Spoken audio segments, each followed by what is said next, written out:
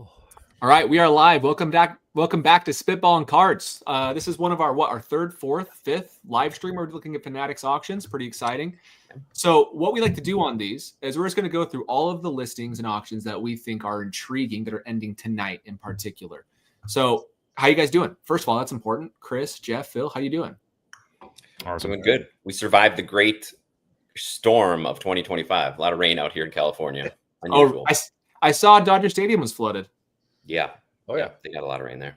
Jeff, are you doing okay? You look like you were holed up in a bunker for like 96 hours or something. You look pretty haggard over there. I feel like a beard has come in. The beard. My eyes still looking a little rough. Yeah. Like, what happened? I got in a fight with Chris. A card. Chris Bound to happen. Slugged me. Closed my eye up, but it's open now, so I'm good. Is this an NCIS Origins accident? No, it happened. It happened at home. It happened playing pickleball, and then I had to go to set the next day, and the makeup people were not happy to have to cover that all up. But they're pros, and they covered it right up. Couldn't tell. Did you get hit with a pickleball or by someone at the paddle? Right in the face. Yeah, they sting been in a the little kitchen. bit. From like I was right outside the kitchen. From like 10 feet, they really sting. I gotta say. Well, cool. Well, I just lost an auction. Which makes me sad. I'm kind of like, you know, the feeling when you're about to win a really cool card that you really like, and then the letdown of being the underbidder. That's where I'm at right now. I went after the Griffey superfractor and didn't quite get there, unfortunately. I think you're lucky. You don't like that one? You don't think it's worth it? No. That's a good debate because I think Chris liked it. I liked it a lot. Yeah, I think you it. liked I don't know if $35,000 or whatever it ended. He doesn't have that many. We'll come back to this. We'll talk about this on Spitball, and let's. Maybe that's a good weekly conversation. Yeah. Let's jump into the first card I wanted to show that you guys probably didn't even see because it's not a big card. Ready? This is a card that I think Chris would like. I'm going to sell Chris on the 90s again real fast. No, boy. If you like that Ohtani, the Stadium Club Ohtani, here's a Griffey. That's kind of the same thing. Yeah, that is actually that is very cool. I have not seen that. What set is that? Does it say Zenith? I guess I'd never seen it till this auction, but look how cool you can see the ball and everything coming off his bat. Like I think that's a dope card. It's kind of like a true photo. It is, yeah.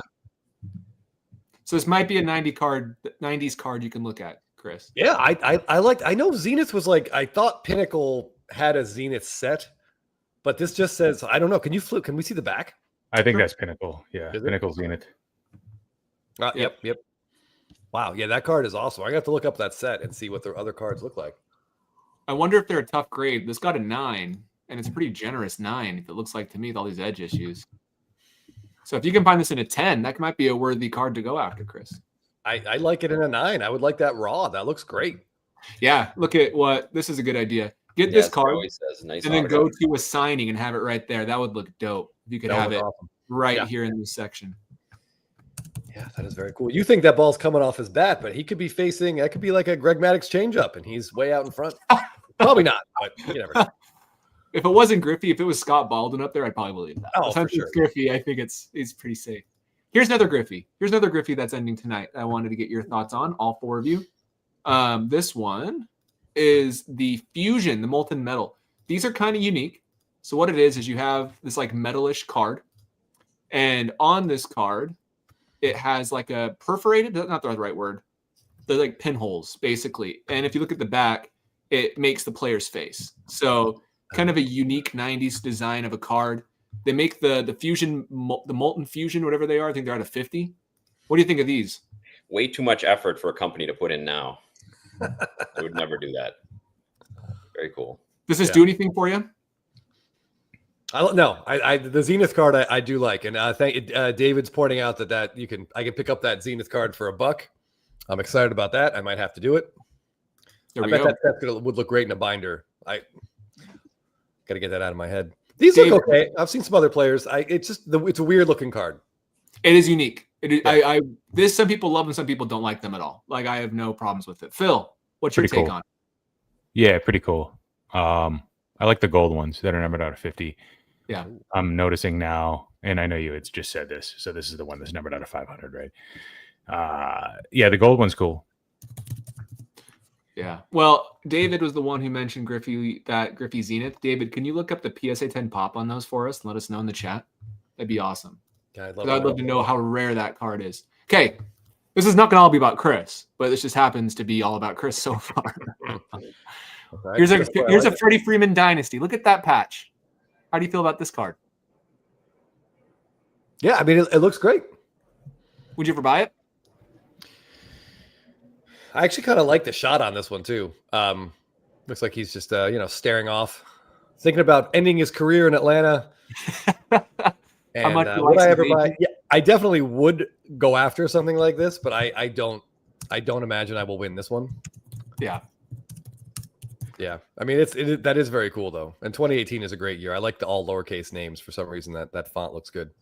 The blues look good too. 2018, I like them better than the one of ones because they're like the gold. They make the Sharpies not look great, and then I actually like them better than the 10s. The silvers doesn't look that great either. So. I don't know what that patch is though. I got to be honest. I'm not sure what that is. Yeah, it's inaugural something. So it must have been like a specific Truist year. Park maybe. Yeah. First season of Truist. Which is cool. Maybe you can track it down to a specific game if they wore it for a couple games. That's one cool thing about a patch like this. Yeah. The more obscure the patch, the better. Yes. Like I was the same. I was like, what is that? Is that some sort of train station? I don't know what's going on there, but I don't care. Like, I don't care about the story. I would buy that and then learn about the story afterwards, just because it's so unique. Yeah. My issue, I like how it's numbered to 1 out of 5. My issue is not the image. That's like the 18th thing I notice about the card. There's a lot more going on that's more important. Sorry, Chris. Yeah. No, it's okay. My problem is that it's Freddie Freeman. I want somebody a little bit better. A little bit better. That's fair. That's fair. Mean, but fair. Yeah, I do. But by the way, Scott, I'm not going after the other Freeman. So if you want to bring that one up, we can talk. You about aren't going to go after it. How come? Just because what we talked about? No, I just saw that the price is already past where I was comfortable going. So first of all, David, thank you so much for looking that up. At the PSA 10, there's 15 of them. That is a great Chris card in a PSA 10 with 15 pop. That sounds like you. So yes, there's one. Yeah. By the way, not surprising at all. Gregory has he bought that set. It's only 50 cards. I might have to do the same. Gregory, how much did you pay? I can't imagine it was crazy expensive. If the Griffey's $1, the whole set shouldn't be a ton, but I bet that's going to look really good in the binder. Totally. Okay, so let's look at a couple other cool ones. Not to stick on the 90s trend, but I just did it in this order because I sorted it from earliest year to latest. Here's another super dope Griffey, one of my favorite Griffey autographs ever existing. This is the Griffey Pump channel. I know. I don't even mean it to be. I guess I just really like it, but I think that's a great image of Griffey. One of his earliest autographs, numbered to 50, hand numbered, full auto, nice blue.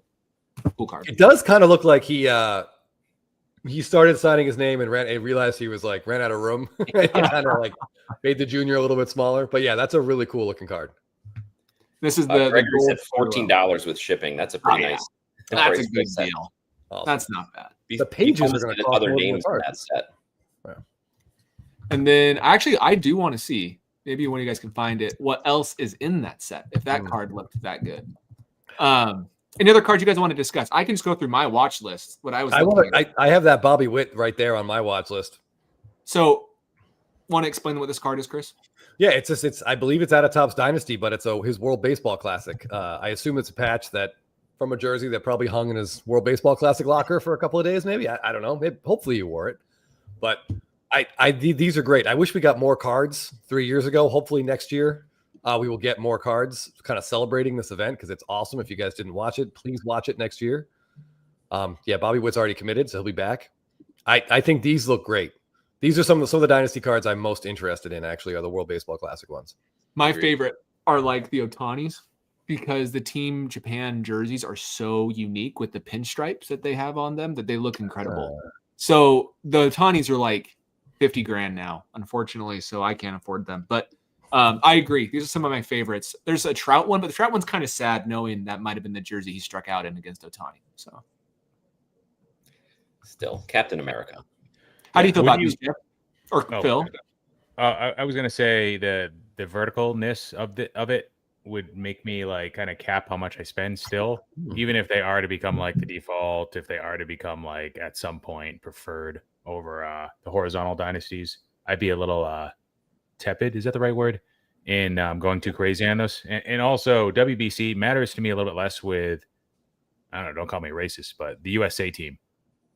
That team is it's not like the best players from the United States. You know what I mean? There's a little bit less excitement that goes into that team versus the other teams, in my opinion, based on the passion and the excitement from some of the fans that exist outside of the US. So I would probably go after maybe a Japanese player over Witt here, even though I'd usually prefer Witt in most other circumstances. If they had won the WBC, I think there'd be more excitement around the USA players cards. Like if Trout has a lot of excitement about the upcoming, all the commits that they have from players who haven't played before. So I'm with Phil there, but maybe that'll change with the next WBC. Air Jordan, I believe Ohtani. As far as I know, he's absolutely playing. I assume Yamamoto is going to insist on playing. It means a lot to those guys. Too, probably. Yeah, probably Sasaki too. Who's committed for Team USA? I know Judge is in already. Bobby Witt. Who else? Corbin Carroll, I think. Paul young Skenes. Guys. Pete Crow Armstrong is in now. Right.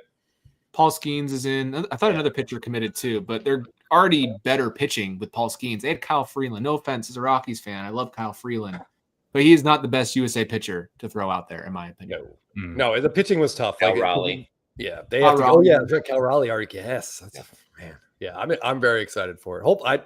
They don't have a DH yet. Maybe Trout can be their DH. If Schwarber doesn't want to do it, we'll see.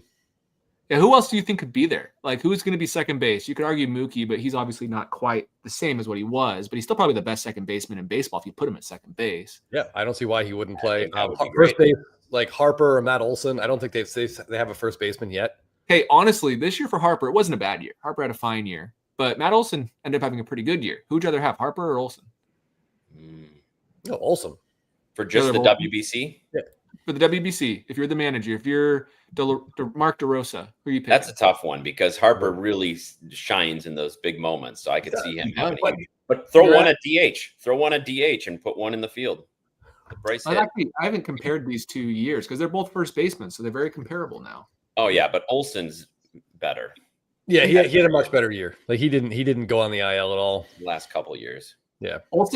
Harper's also a great defender, but Matt Olson's been just a superb defender. Oh, wow. I didn't realize how good of a year Olson had. Holy cow. Yeah, he really pulled it out. He didn't quite get the MVP Chris was predicting, but he made something of it. Yeah, that WAR is really high. I'm surprised because he didn't his offensive numbers weren't huge. Although 272 was a nice step up from last year. Yeah, I mean, you're right, Chris. His OPS plus is only 9 points higher, and he has almost double the WAR. So he's a lot of it's games played, I guess, but still the rate stats, a lot of defense. He must have got the biggest first base bump you could get. He is a very good defensive first baseman. He won the Gold Glove this year. He had a positive. People don't realize how hard this is to do, to have a 1.0 D WAR as a first baseman. That's amazing. Yeah, that's amazing. Yeah. So there's not very many first basemen in the history of Major League Baseball with a positive D WAR for their career. So he had his work cut out for him because their third baseman missed half the season. They never had a good shortstop, and Albies missed time. So he was a lot of AAA guys making bad throws to him all season. Hey, well, all I know is I watched Matt Olson for the first half. Was he not great in the first half when Chris Sale was pitching? The whole team was bad in the first half. Yeah, they were real bad. And I didn't watch them after the first half. So I'm glad he stepped it up. That's great. But I'd rather have Matt Olson, I think, which is crazy to say. Yeah, he said to put Bryce at DH though. Yeah, I think Harper would sell more jerseys, but Olson probably a better player. What about talk about Yamamoto? Yamamoto's interesting. He just pitched a ton in the World Series. Mm-hmm. I'm sure the Dodgers would prefer him not to immediately in March throw a ton of innings as well. What do you think? Do you think that the teams are going to restrict players, or are they going to let them just ride? Because I know that was kind of a big focal point last year. I have no idea. It'll be interesting to see because he's going to want to play. I don't know what the Dodgers are going to do. All right, Bill, what is this card to you? How do you like this one? I don't even know what's going on with it, but is it like the Matrix? I think it's the Matrix. You like this one? No, I've never seen that one. It's a Project 7070 card. So a lot of the Project 7070s are actually pretty cool, and then they have a few autograph versions. So here's the back. But I thought it was just unique and interesting. Different. I think the four of us all hate that card. Let's move on. Yeah. Mm-hmm. It's kind of cool. I do love the Matrix. I don't exactly like how they put it together here. Maybe if like the Matrix just went with the Matrix, take that whole bottom half of the card off and just have it in Matrix colors and have them sign it. Yeah. All right. What's our favorite Yamamoto card in the auction? Oh, there's still a lot. Good timing for all the Yamamoto sellers. Oh yeah. I personally, I think there's the Topps Chrome Sapphire stuff is pretty. It's nice looking, and so are some of the Topps Chrome and Topps Chrome Update parallels. But and like this card here, number 5 Sterling, it's already at $5K. Wow. Bowman Sterling card. Ooh, wow. PSA 10. I like the Bowman Chrome autograph, the rookie autograph, because that's considered like his best auto, right? It's not a first, but it's considered his first prospect card. Or, like it would be for Ohtani, and same thing with Roki Sasaki. And I think there's a green in auction. That's kind of cool. I wouldn't go for it, but if I had to go for one, it would be that. So I'm glad you brought that up, because in the Premier auction, there's a red. I don't know if you know that. Oh, yeah. Adam Gray was talking about it. He thinks it's going to go for, did he say between 30 and 40 or 30, 35? That's what he was guessing based off of how much the yellow jumped up since the last red sold. But realistically, the red could have a way higher jump than yellow. Could, but for pitchers, it like I might have left a comment saying like, well, reds, the jump could be quite vast. Like versus like typical players, but it's a pitcher. So it might actually mirror the growth of the yellow versus like going up an exorbitant amount. Scott, can you show your search? Battery's asking. Just make sure when you click how you're searching, make sure you click on the auction itself. So if you're just looking, if you just punch it in the search bar at the first Fanatics Collect page, it brings you everything. So look on the left, right where Scotty's showing. And if you click that weekly auction, it'll just limit it to everything that's ending in the next hour. Couple minutes. Yeah, for sure. Thank you. Here's an interesting card. What do you guys, I know Phil likes Dynasty more than Jeff and Chris, but you guys don't hate Dynasty by any stretch. You just aren't. I don't, but I hate those patches. I mean, why bother? That's out of 5. Come on. That's terrible. 2024 Dynasty was kind of weak. They can do out of 5. That's garbage. But do we like vertical? Or am I the only one that doesn't love the vertical? Even though there was good patches in here. Well, Phil was already hating on the vertical today. I prefer the look of the entire package that is Dynasty when the card is horizontal. I think something about the layout is just easier on the eyes for me. Unless maybe it's because what I'm used to. Like it's not like the patch is any smaller on the vertical. These can be quite large, like it is here. It's not like the autograph is affected in size. I guess it could be larger in a horizontal card, but it's not always the case. And I know with vertical, was it definitive when they were really changing up the images? Yeah. So maybe that's more of a definitive thing. And they could do the same with Dynasty if they wanted to, whether it was a horizontal or a vertical card. Maybe they have more ability to mess with the image in a vertical. I don't know. You guys have thoughts there? The verticality, if you will, doesn't bother me. But yeah, like Jeff said, I can't deal with those. Like this card is cool. The auto looks great, but man, those 2 patches would bum me out. It looks more like a flat, like what's the one from Flagship? Reverence? Oh, like there's better Reverence patches about the same size if you're going to want one. So way better. Anyways, that was one thing that bothered me, and I saw that card. Love True Photo. I will always be a True Photo fan. These are like my favorite cards right now. I don't know if I'm alone in that sentiment, but I like everything about the True Photos. They look awesome, and they're one of the parallels that actually made it into update this year, which is what's up with that? We're gonna talk about that tomorrow probably, but was that just accidental again? I can almost guarantee it's accidental. I don't think that was. That's what I think. What's worse, going back on what they said or forgetting to do it? They're both equally. I think going back on what they said is worse, because like why'd you even do it? You caved to the pressure, then change your mind. But I guess forgetfulness, 2 out of 3 sets is pretty pathetic. I mean, how would you just forget? Like, it's got to be a choice. Like, I refuse to believe Fanatics or Topps forgot to make. Why put it in the basketball then? Why put in the basketball that came out 3 That's weeks a good point. So for those that don't know what we're talking about, the black parallel that's been around since 2002. Is that the first year we had it back? That black parallel, it's in basketball Flagship, which is great. But they forgot it in Top Series 1, or they just made the conscious decision to remove it. We threw a big fuss. And they decided to remove it from 1 because they wanted the black parallels to just be out of 10.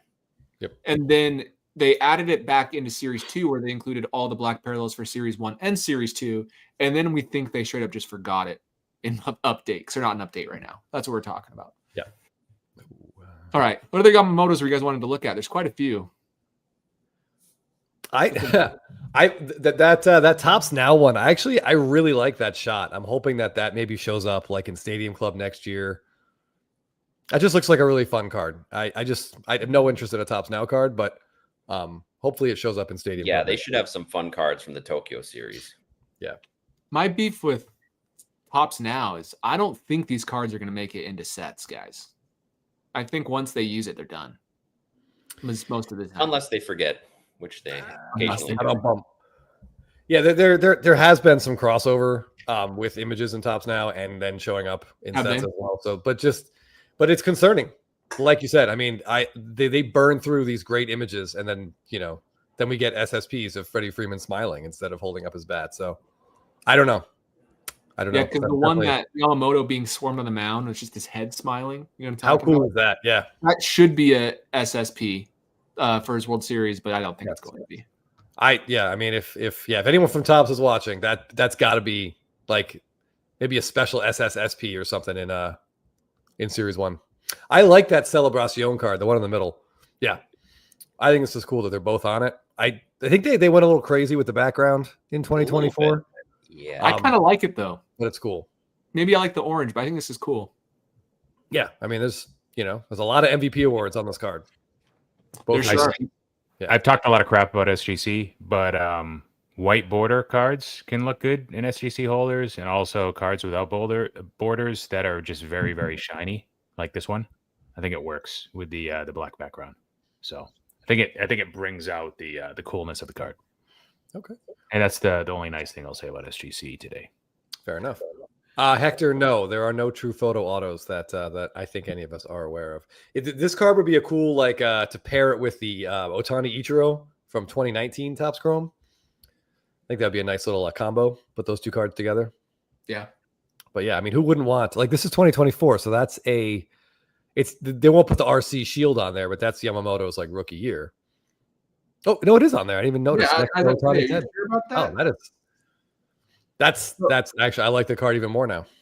How do we feel about Ohtani being on every single Roki Sasaki and every single Yoshinobu Yamamoto card? Every single one has to have Ohtani, it feels like. Do we like that? I mean, it's going to get old quickly, I imagine, but because the Ohtani Ichiro is dope from 2019 because it was kind of like the first. But I feel like we're kind of getting a little bit crazy here with having Ohtani on everybody's cards now. That aren't Ohtani cards. Wow. This is one of the rare Garbage Patch Kids cards I don't really like that much. I mean, it's kind of cool, I guess. Garbage Pail Kids, forgive me, not Garbage Patch Kids. Do you guys like this one? I know you don't like Garbage Pail Kids in general, but do you like the gold statue? I mean, it's maybe less offensive, less aesthetically offensive than most Garbage Pail Kids. So, okay, that got Jeff's vote. Yeah, I mean that's positive. Here's the green Phil was talking about. Anything else cool? Here's the anime. That's a cool card. Can you pull up his Sapphire auto? I think it's a one row up in the middle. I think there's is that an orange? Yeah. It is a Sapphire and a Sapphire update auto, right? I'm sure he has both. Sounds right. Yeah. Churio does, so I'm sure Yamamoto does. I mean, that just looks great. The orange with the blue. It's a nice combo. Cool card. Orange refractors can bring out autos really well. Will, that might be a Topps Now card that I would buy. Ohtani kissing his dog. Autographed by both. That was pretty funny watching that live, actually. Yes. He's just an awkward dude. Cool guy. I mean, it's a weird moment. I mean, Paul Skenes actually, for a brief moment, showed some excitement when he won. Did he for once? I didn't see his reaction. Yeah, we got a kind of a double fist pump. Oh, cool. Here's that anime. I particularly like these for the Japanese-born players just because anime is a big deal in Japan, which I think is cool. So I like that. Was that drawn? I think that's AI. What do you think? I don't know. That hand looks weird. His hand looks like he just Robert De Niro just caught him counting cards in the movie Casino. Take the hammer to the hand. That's right. I mean, is that like a? I'm trying to I have heard that AI screws up hands all the time. Yep. Yeah. Why is the middle finger the shortest finger on that hand? All right, you ruined this card for me. Chris. Yeah, sorry. It looks like he's throwing a splitter though, so that's kind of cool. I was thinking maybe it was a circle change or something. I don't know.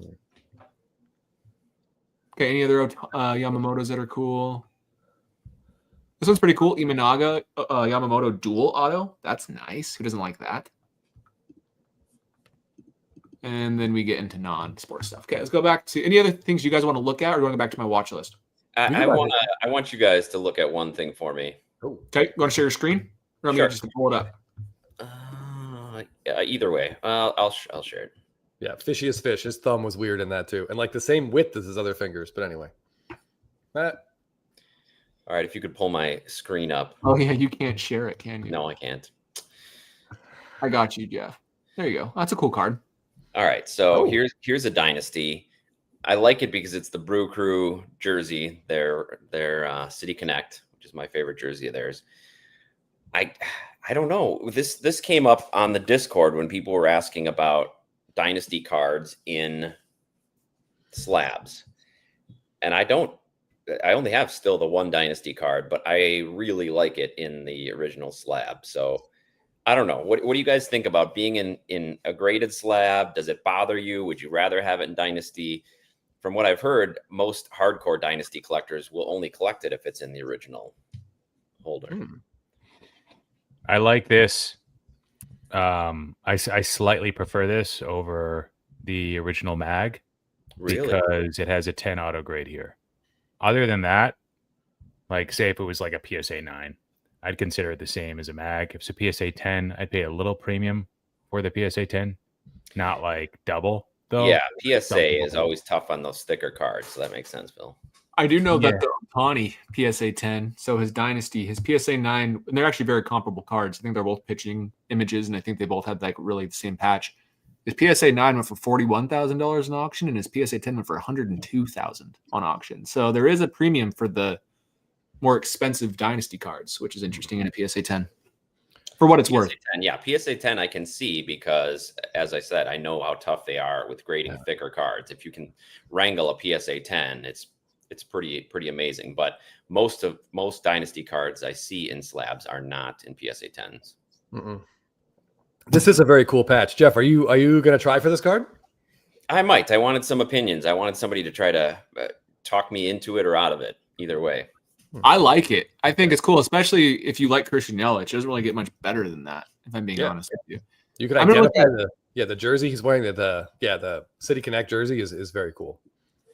Yeah, the auto itself, I don't know if I can I zoom in? Yeah, if you click on it, it'll pull up and you can zoom in.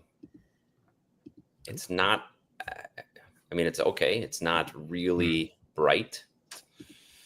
Ooh, I don't know if it's like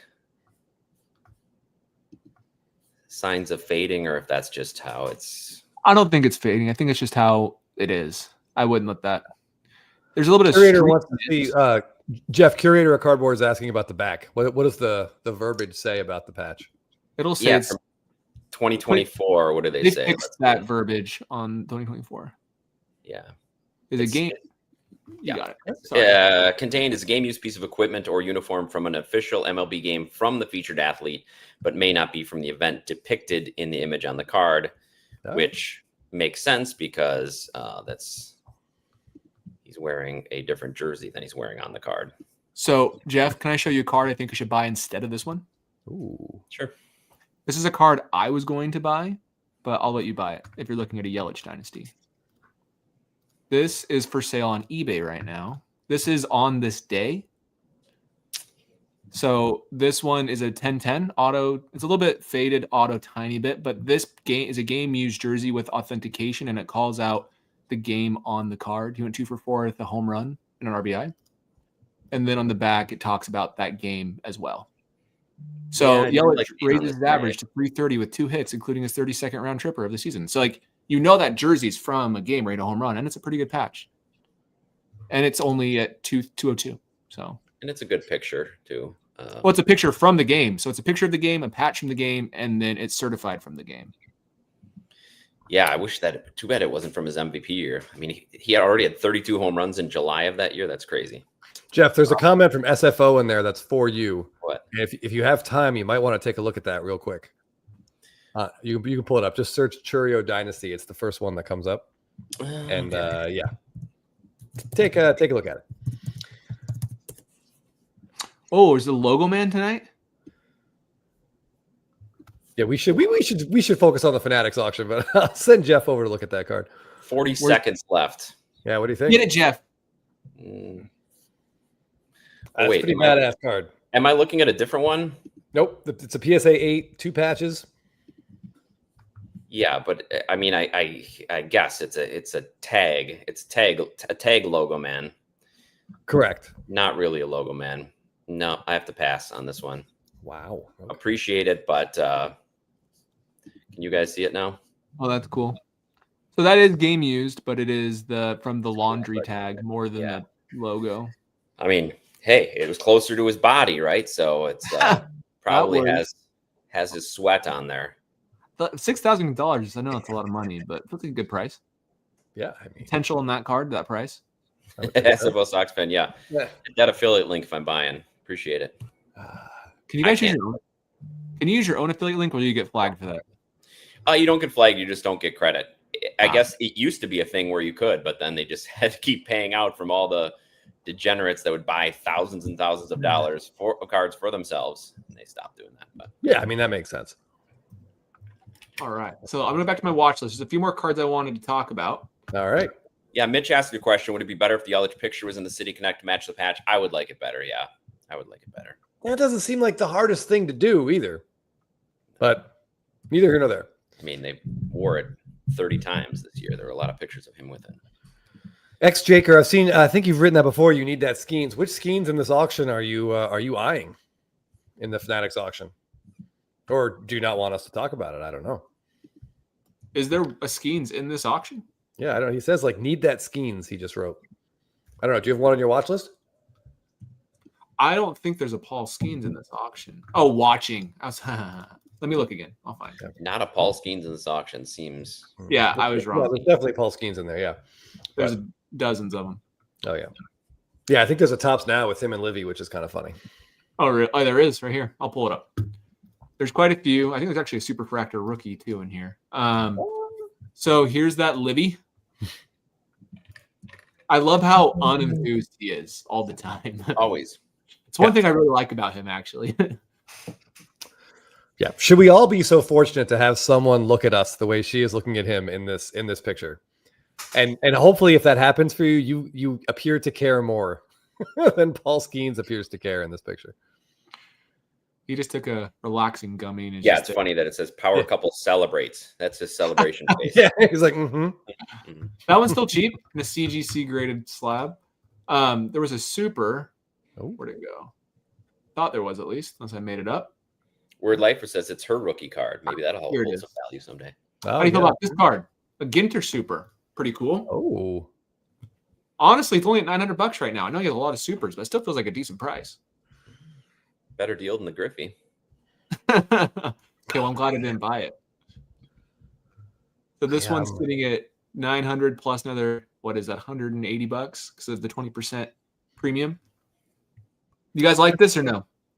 I mean, I'm not a big Ginter fan, but there's a very passionate Ginter subsection of baseball card Instagram.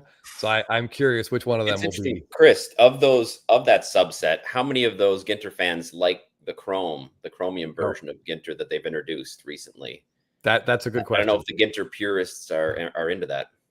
Yeah, that's very true. Here's the rest. Here's a blue Bowman chromatograph PSA 8. I need to go back and check one box. Is that from next auction? Yeah. Every time I go back, it resets it. Yep. So I have to change it every time. Here's a purple Topps Chrome for $490. I remember at the beginning of this year, we did like our pick your Topps Chrome players. I picked him number 1. I don't think I did very good on that one because I think the base cards were like $500 at the time. We need to go back and check that. I think Jeff was far out in front based on where Pete Crow Armstrong cards went. Yeah. But by the end, they had come back down a little bit. So I don't know. We'll have to go. Well, yeah, and I had guys in the minors too. Yeah, but I mean, Pete Crow Armstrong was the most profitable of anyone that anyone picked. And his prices haven't come that far down, surprisingly. No? I don't know. I picked Caminero. That was a good one because he was cheap. at the time. So that one Cheap-ish, might have yeah. helped me. I think it was like 30 or 40 bucks, and now he's probably a lot more than that. Should be. Here's a cool one. Oh, this is the foil board. I thought this was the Meyer. Sorry, Phil. Go ahead. Phil, were you gonna say something? Cut you off? No. I said I was going to say Caminero, good pick. Thanks, man. Appreciate it. So I've got a few lined up, but those can wait a little bit. Yeah, They're on Instagram right now in our group chat. Okay. Okay, let's see if there's anything else in my watch list. I need to hop soon. Phil, Chris reminded me that when we got to see you in person, it was great. We got to catch up with Phil a little bit in person, and we didn't pay off the bet. We owe you from the Jackson holiday bet. I had a crisp $10 bill in my wallet that had your name on it, and I forgot to give it to you. So, oh, good. Next time. All Hey, right. what about that Boggs? That Boggs card. Did you like that, Boggs? I like this Boggs. Kind of cool. And like again, Oh yeah. is that Russell? Like, yeah, sure is. okay. That was the Jersey brand back then. Pretty cool. Again, like very obscure. The player obviously is really good, as is Freddy Freeman. It's just like, does the hobby really appreciate Wade Boggs? Like, it's This not type really of- commensurate to how great he was. So $900, like the Yelich, right? Great card, but once it exceeds 500, you're paying over 500 for a Christian Yelich non-rookie.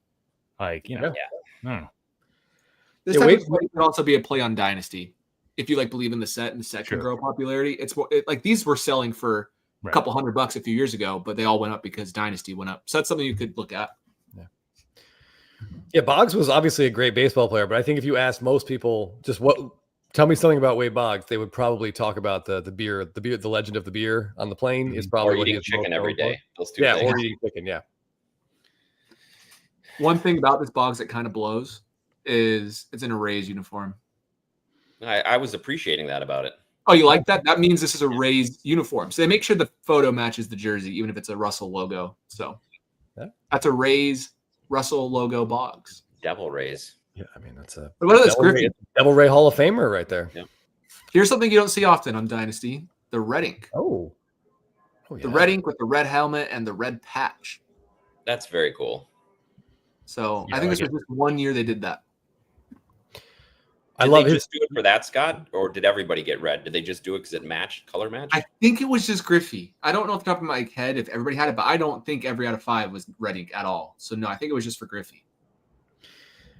His signature is so nice. I love how he sort of like circled, like he used his flair there to almost like come back and circle Ken. Yeah, that is cool. Looks really good. Space very well. This could be your first Dynasty card, Chris. I mean, that was really nice. I don't know if I could ever do Griffey in a Reds uniform though. It just feels wrong. Curator brings up a comment I'd like to talk about, especially for Dynasty fans. It doesn't bother me, but I know a lot of people it does. A patch card, a non-playing year. So Griffey obviously didn't play in 2016, but the patch is from when he did play. Does that bother you guys? It bothers me. That's why I don't own any Larry Walker Dynasty cards. I don't really have interest in a non-playing days patch personally. Okay. Personally, but I know that like these still go for a lot. So you'll never buy a Dynasty card of a retired player just because you No, I mean I just wouldn't seek them out. Like if I'm looking at this Griffey, I think it's great, but I know they can make another Griffey Dynasty patch that isn't a playing days card next year. So even for someone like let's say Ichiro. Let's think of like Ichiro though. Let's say there's an Ichiro playing days Dynasty and Ichiro 3 years after he retired Dynasty. I'd rather have the playing days Dynasty. Oh, if there is the option, but for a lot of players, they don't have them. Yeah. But I know Griffey, you can go with Jeter. You could go with like Cowkin Jr. He has some great Dynasty cards. I totally get the allure if they're like your goats that you love. So, all right. What do you think of this one, Chris? Devers pre-rookie out of 25 Atomic Bowman's best. How do you feel about this? I mean, there's no point to it, I guess.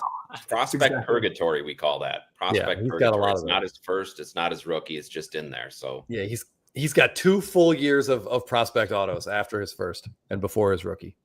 That's a lot. Some players have like 3 or 4, which is crazy. Yeah, If you look at Joey Votto, his rookie cards are in 2002, but then his rookie logo cards are in 2008.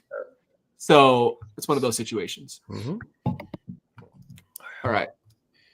What else do we got on this list? There's a couple cards that should not be in this auction. This Judge Red Ink should be in the Premier. I don't know why this is in the regular auction. So I think they probably wanted to end sooner. But yeah, that is a massive Aaron Judge card. This is one of his biggest rookie autograph cards in existence. Yeah. PSA 10 recently went for like 26, 27. And then a few months before that, so that was in October, after the Yankees were bounced. A few months before that, I think I saw like 23-ish for PSA 10. But then last year in September, you could got one for $11K, a PSA 10. Wow. So I mean, PSA 10 pops really high. I don't know how that affects this BGS 9.5. Centering looks nice on this. Is it? Yeah, auto looks solid, even though it's a 10. You still have to look the auto, especially with Beckett, because they can be a little loose sometimes in giving out 10s. So really solid quality control for this card, but it still should go for like 60% of a PSA 10. Now, whether you put like which PSA 10? On like the 27K comp or the 23, which had a good auto too. Seems like this one's going to go a little bit higher. What's it at right now? Like 10 before price premium? Yeah, about 12K right now. Yeah. I like this card. If you're looking for a nice Judge and you have the money, this is a great Judge to go look at. Yeah, I totally agree. It's one of the many rookie autos I like more than his Topps Chromes. And then here's a card that's interesting. I don't love. This is my least favorite subgrade, being a 9.5 on a BGS 10. The corners, because PSA could give that a 9 if they're, occasionally BGS is too soft on the corners. Yes. This one looks pretty good though. And PSAs can be soft on corners too, but you wouldn't want to chance it. No. And I feel like you'd have to. Someone are talking about cracking that red ink and sending it to PSA. I mean, two things with that. One, I feel like at this point we have to assume that the owner tried to cross it over, and B, like the fees to grade that are going to be really high. What do you got there, Phil? Yeah, Phil, what is that? Oh, I just picked up my third hobby box of 17 Heritage. So crack it open. All right, let's see what we got. Yeah, live rip. Oh yeah, definitely. Right after this stream, we'll do another one. What's give us a price check on something like that? 2017 Heritage. About $400. Nice. But there's been some sales at like $350. I got really lucky at like $275 a few months ago. You're gonna have to pay like close to like $400 to $450 probably. Nice. All right, let's get into everybody's player they want to hear about. This card shouldn't be in this auction. Yeah, there's a red ink. Yeah, I mean, there's some huge Ohtanis in this one. There was like no Ohtani last week in Fanatics, and they're back to some big Ohtanis this week. So this autograph's a little faded. Does that bug you guys? It would bug me. When they go from red to pink, I can't stand them. But that's just a personal thing. Yeah, it's faded in a couple different areas too. Yeah, and I think part of it too is it's just so big and that pen is thin, so it gets a little streaky and faded. Yeah, it's streaky. Or like there's not as much ink to keep it red and turns pink. Keep it dark. Because there's some red inks that sold recently that look really great still. But this one, it's a little pink. A very fast auto. That's not spending a lot of time with the ink on the card. Yeah, that's definitely like that might turn some people off. So you got a chance to maybe I hate to say steal this card because you're already paying $48,000, but if you want Ohtani red ink, you might be able to get this one for cheaper than Meeks. The players do not write the numbers. Somebody at Topps writes does the handprinting of the numbers, which I like. They're all consistent, which I think is cool. Agreed. That'd be a cool job. They should hire Phil for that. Yeah, if you had players doing that, you wouldn't be able to tell what the hell the number is. You're going to be at dinner with your wife and her friends. So what do you do for work? I write the numbers on Heritage. You might have seen my work. Oh, man, I'd be horrible at that. This is a cool card to me. I really like this card. See? Yeah. The centering being a 9.5, that's so subjective with 2018 Topps. That's crazy. They just didn't want to black label it. Yeah.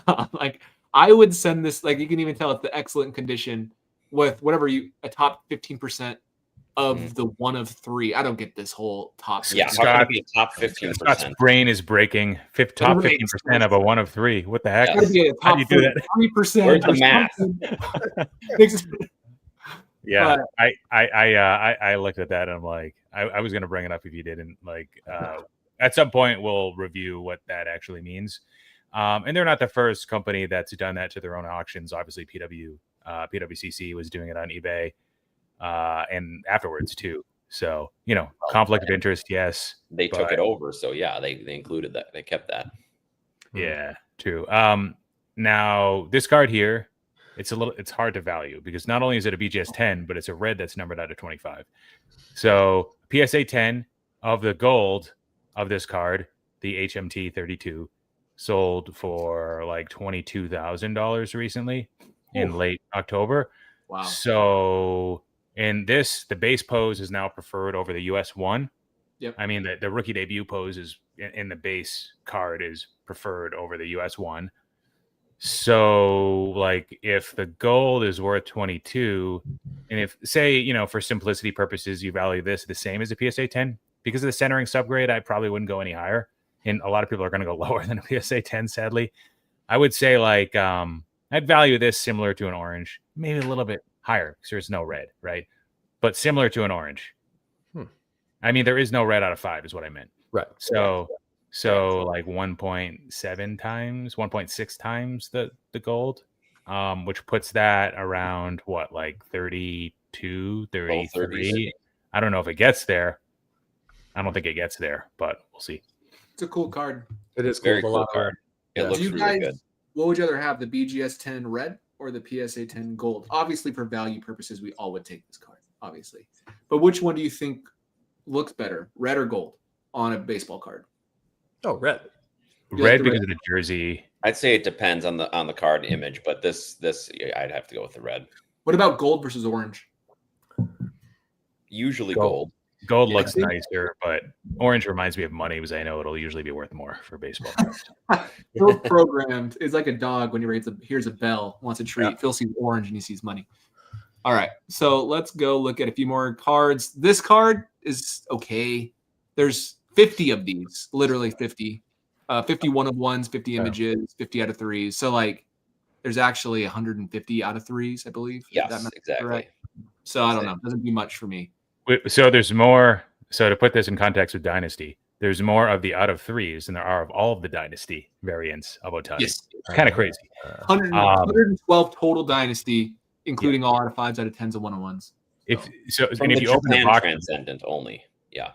If you opened a box of this, you would probably pull 2 or 3 on-card rookie autos of Ohtani, and maybe like 1 or 2 of each row, something like that. I think you got like 3 autos, but the checklist was very small. So you're looking at like you got the full set bill.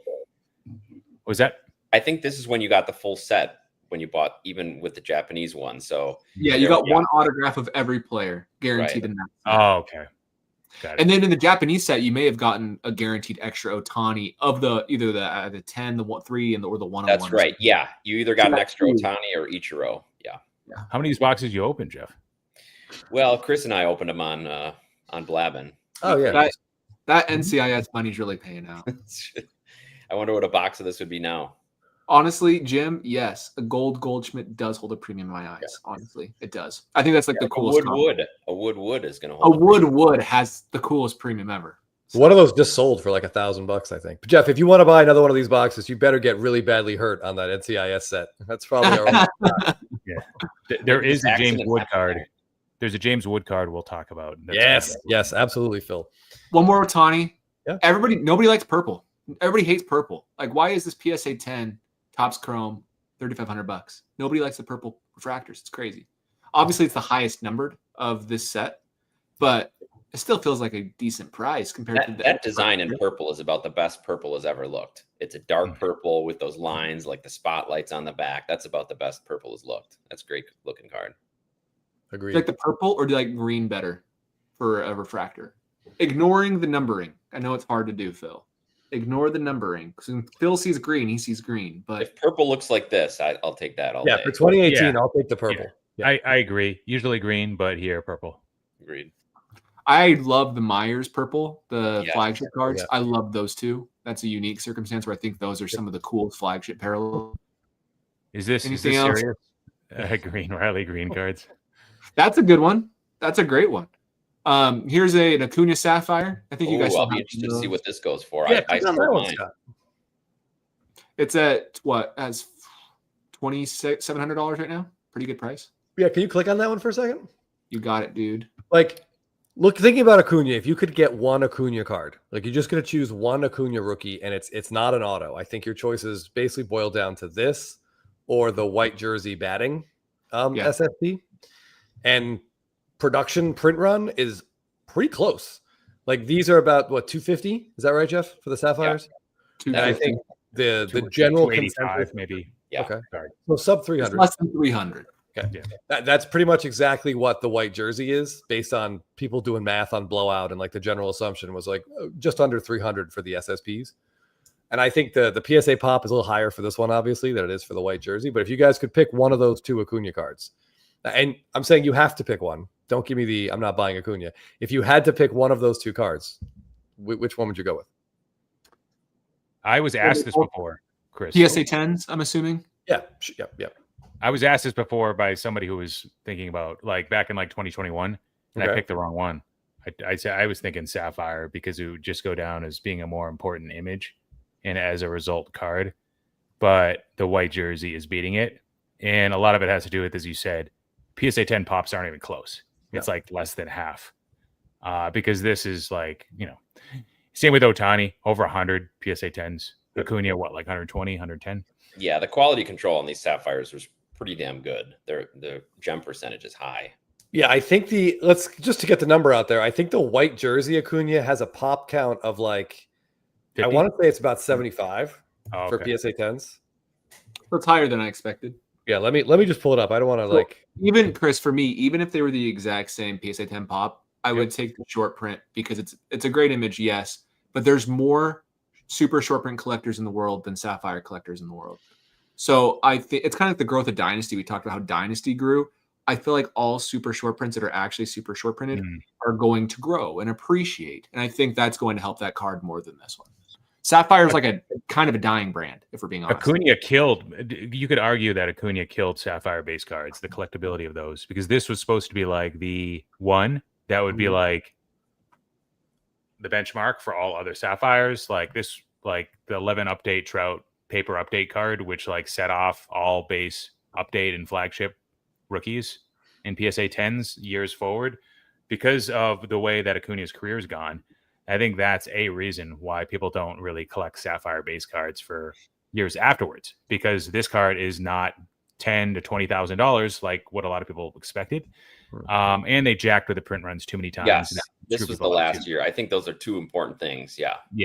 2019 started a downward trend or upward trend for print run, downward trend for value. Yeah. So I sold my card. This was my one big Acuna card I thought I would hold on to, and I just sold it in this in the Fanatics Collect auction about a month ago, 2 months ago. Maybe a little bit longer, maybe a little longer. Yeah, I turned it in at the West Coast Card Show and said get what you can get, and I think it went for 32. I want to say all in. So I think I got like 28 or something like that.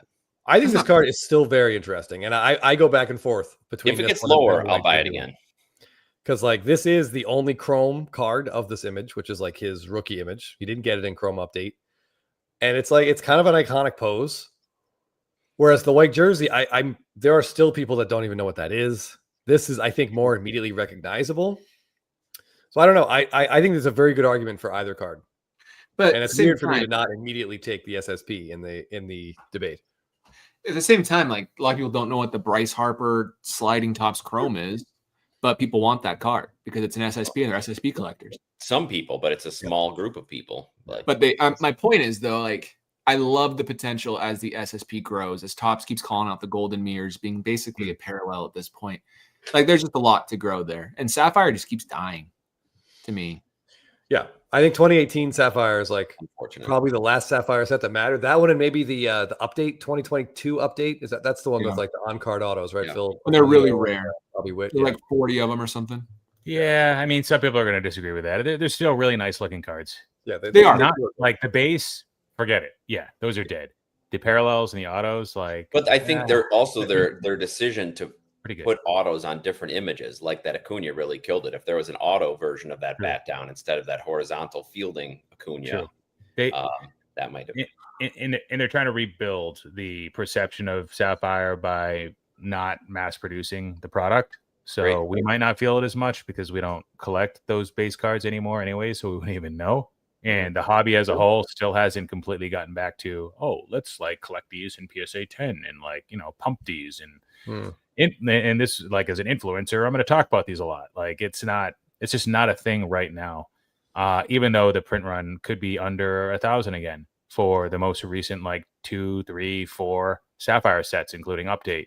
Talking about Tops and not Bowman here, but same with Bowman. They've like really pulled that back too. That's why the boxes now cost like $1,000 or $800, and they have guaranteed autographs in them too. And there aren't that many parallels. There's not like 50 parallels like you get with Topps Chrome. True. So it's for a different buyer, different consumer. Singles prices, yeah. Topps Chrome, regular Topps Chrome is going to beat them out. Like, if you're looking at apples to apples, like a gold auto from both sets, it's going to sell for, I don't know if it's double the Sapphire, but Sapphire cards are cool. We can't just like completely crap on those, probably. No, and I want to go ahead, Jeff. I just wanted to ask Bill if you have a box of 2018 or boxes. That's one that I would take. I would take that CAT scanning risk, and I would buy it anyways because it'd be cool to own it. It'd be really cool. I do not have any. I've stocked those in auction. Now it's like now what do they run now? 10 to 12,000 maybe. And like somebody that owns one might laugh at me for saying that because I'm not going to sell it for under 15. But I have seen them go in auction over the last 2 years for under 10. So, but 2 years, that's it. That's a long time. Given what's happening to Ohtani. CT scan risk. All right, Chris, go ahead. Sorry. I just wanted to put the Staley Gilmore comment up here. I have a saved eBay search for a Freeman Red 2018 Sapphire. I've never seen it, and if one came up and it wasn't stupidly priced, I would absolutely grab it. So yeah, Staley, I like that. I think that those would look really cool if you get a couple of your Mariners. I think that those could look really good together. It's the same concept as like 2016 Sapphire. Billy Butler, he has one parallel. It's that just the gold, right? Yeah. I was lucky to grab one for $30 in auction, so I own 2 of the 5 now. But like that's a card I really want, and so I think absolutely those cards should be targets if you can find them. Yeah, the golds out of 5 for 2016, the reds out of 10 for the 2018, and so forth. Yep. I have some cards I want to show. Yeah, let's get, James Wood. Let's show a good one. Yeah, the James Wood I was going to show. Crap. Show one that you bid on that you're waiting to see it end. Yeah. I have a card I'm going to watch right now. I don't think judge prices go down while Scott pulls that up, but they could. I don't think in the offseason they will. You might be able to get some deals in December at the very low point, but I wouldn't buy them if you find them, in my opinion. Yeah, but everybody's looking to buy in that low point. Yeah, and so I don't know if that's going to happen this year. I would pay more than what he cost in October just because of, pre-Ohtani going nuclear, like those prices for Judge. I just think that like Ohtani might pull him up. He might be the force that pulls up some players' cards, and just because he's probably a little overvalued versus Judge, in my opinion. If you look at like the two players compared, James Wood, good player, good card. Here we go. So this is a James Wood Topps Chrome rookie superfractor. Not a weird set. This is the rookie superfractor. Okay, what do we think of this? Here's a question I have. I don't want to like talk poorly about any card, but the Topps Series 1 Real 1 autograph has his flagship image on his Real 1 autograph. Now, the Topps Chrome autographs do not have the iconic image on the Topps Chrome autographs. Obviously, this is still a cool Topps Chrome auto. It does not match the base card or the flagship card. Does that bother you? That there is a Real 1 autograph in Series 1 that's a foil fractor 1 of 1 that matches the imagery, or does not bother you at all? Doesn't bother me. I'd rather have this. No, this is good. I mean, if you're a believer in Wood, this might be one of his best. It might be his best card because there's a lot of collectors who don't like people on their previous teams, the airbrush Bowman firsts. This might be for some people his very best card. You know what bothers me?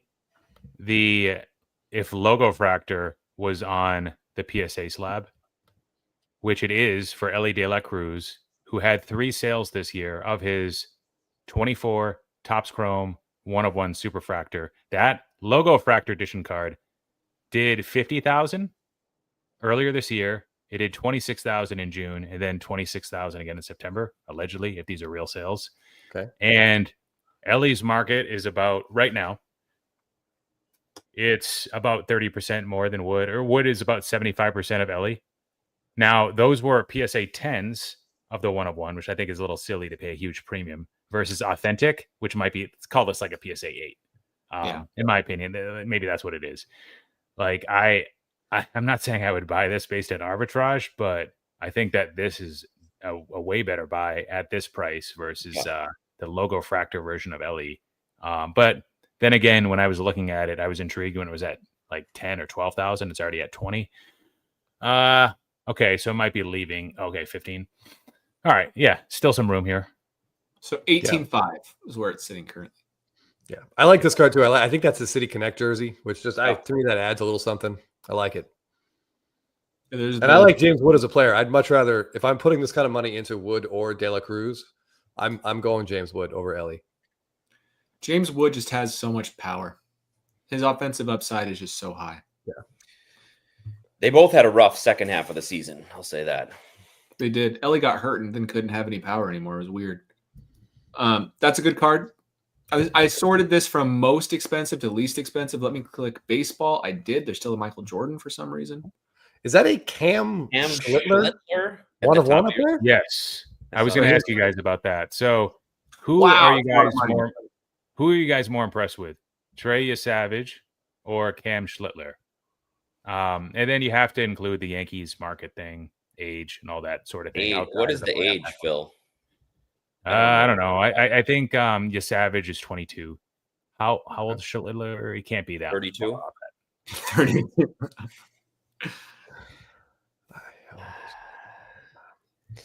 Yeah, sample size is everything, right? But Schlittler, man, I mean, this Scott, you'll be able to tell us this is going to be a higher sale than most cards of Kershaw and.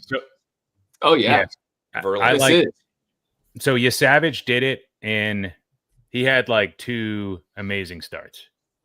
Schlittler had 1 amazing start, and he did it against the Red Sox offense. And you could say like, well, the Dodgers are struggling too.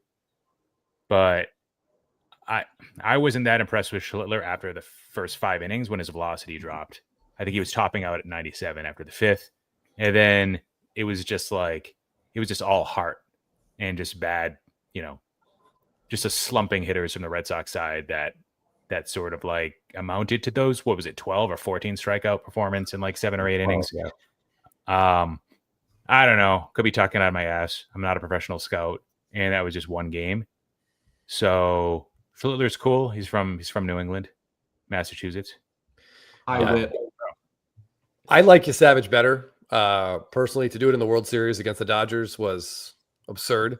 And they had no chance in that whole game. Like, he was making Freeman and Ohtani look completely lost. But both big guys. Yeah, both big guys. But yeah, I mean, that's Schlittler's best card, right? 2-year age difference. That's huge for these young players. So it's Savage for me by far. But I don't know. So where do we think that Schlittler ends? Where do we think? Is there any sort of like, you want to take a stab at where that might end, Phil? What would we compare it to? No clue. Anybody's guess. Yeah, it's going to take Yankee. It's a Yankee. Yeah. We saw the Jason Dominguez go. I mean, they have a combined 20 games, less than 20 games in the major leagues in the regular season. It's tough to be putting this kind of money into those guys. Yeah, so, he does have control problems. One thing I'll note is FIP is a good indicator of future ERA, and his FIP with the Yankees was 3.74. So what was his ERA?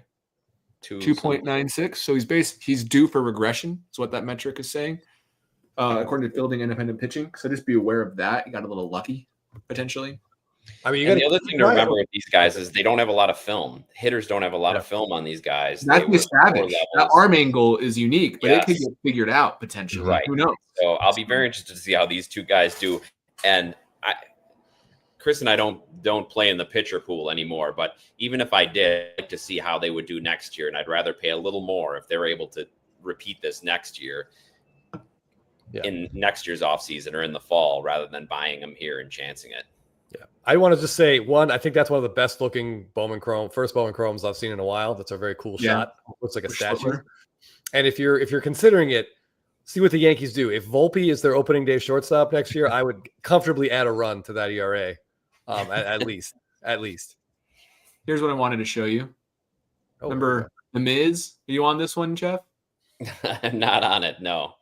But it's a PSA 10, Jeff. Yeah, PSA 10. Look at that signature. I wouldn't want to write out Mizorowski every time either.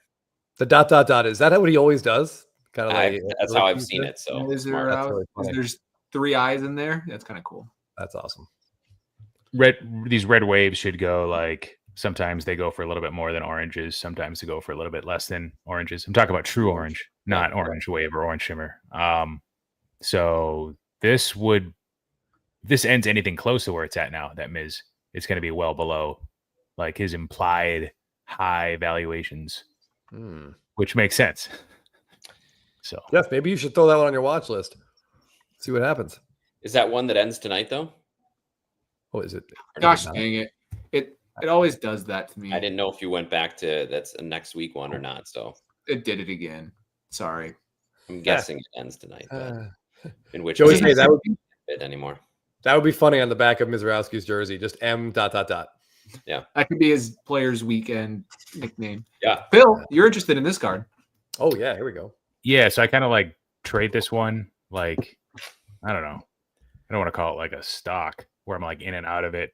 It's like a company I really like. I understand really well. It's just one of those cards. I'll buy it if it dips. So this year, is this the last back in January? Is this the last time he's ever going to be on a ballot because they changed the rules to kind of make it? So what it'll work is if he doesn't get, they changed the era committee where if you don't get 5 of 16 votes, you fall off.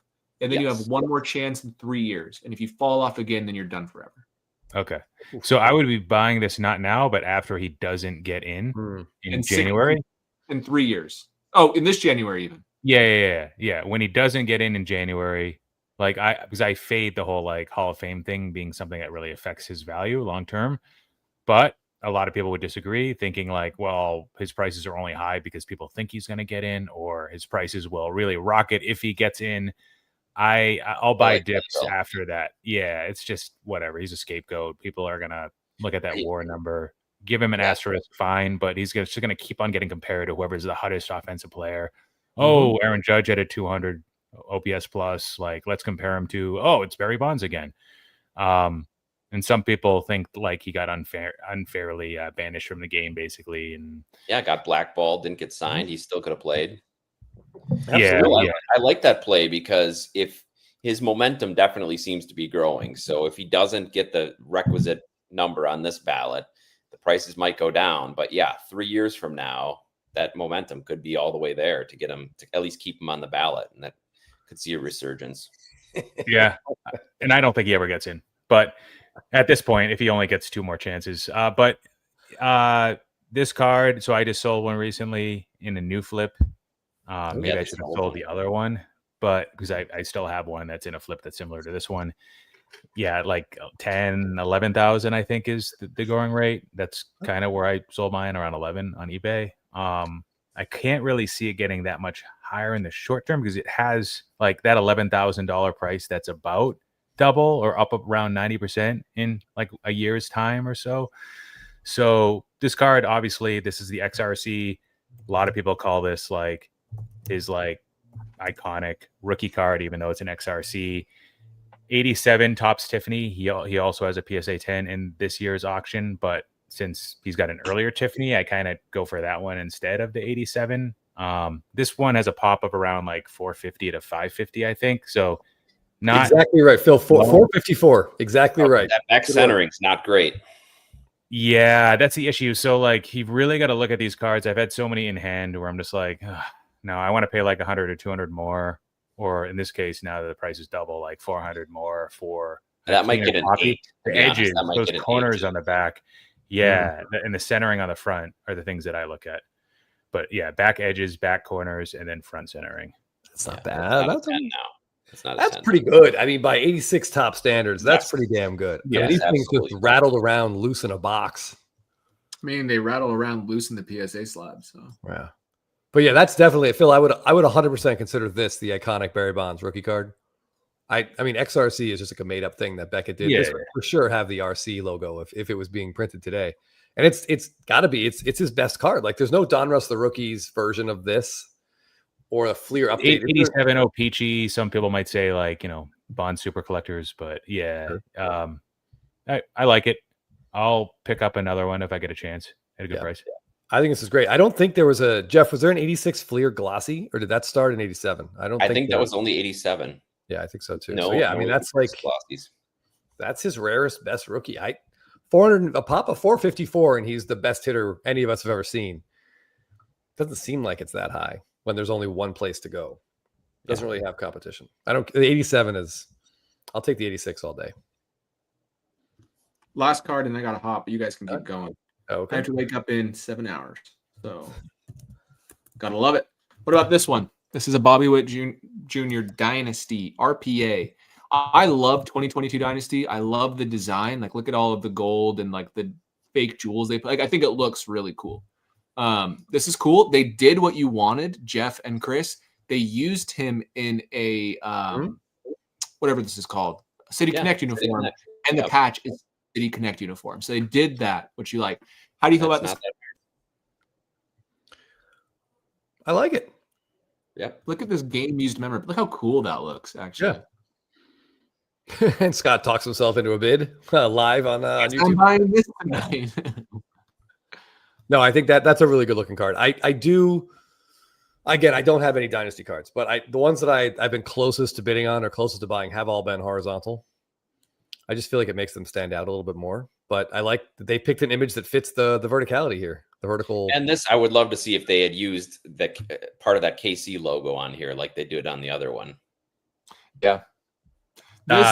Scott, what's the deal with Witt? How many variants does he have? How many are horizontal and how many are vertical? Not including the WBC. I think 6. Let's look. All right. While you're pulling that up, Chris C. Yes, the Johnny Ray error card is more rare, but that's like kind of a novelty thing, and it's weird that it's not Bonds. Like I love not even the same guy. That's like the Miguel Cabrera. It would stop me from wanting to pay a huge price for it personally. I do want a copy of that. I'd be happy. We talked about. I think one was up last time we did this. I'm always looking for like a bad condition one that I could get. For like give me a bad condition one to keep. Yeah. So by the way, if any of you are ever wondering how to tell how many versions a player has, go to Trading Card Database. They have all the variations. It's the only place I've found. I was right. He has 6 variations. Okay. And then this is just for the horizontal. The vertical, I would probably have to go to the vertical subsection. This could actually include the vertical. I don't know. Okay.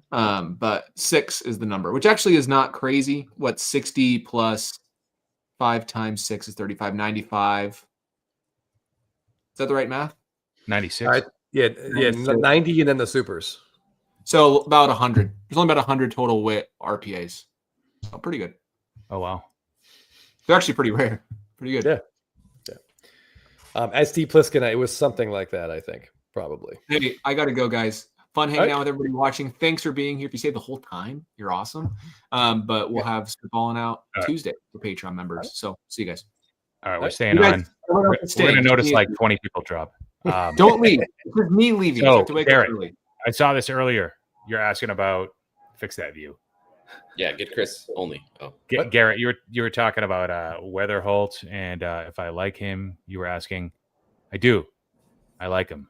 I like 2025 Bowman Hobby right now. Now my slight issue is I prefer McConaughey. McConaughey's super expensive. He's like a top 3 prospect, but it all has to do with that age. And if McConaughey is 23 months younger, basically 2 years. Let's just say, 23 months, I think is more accurate.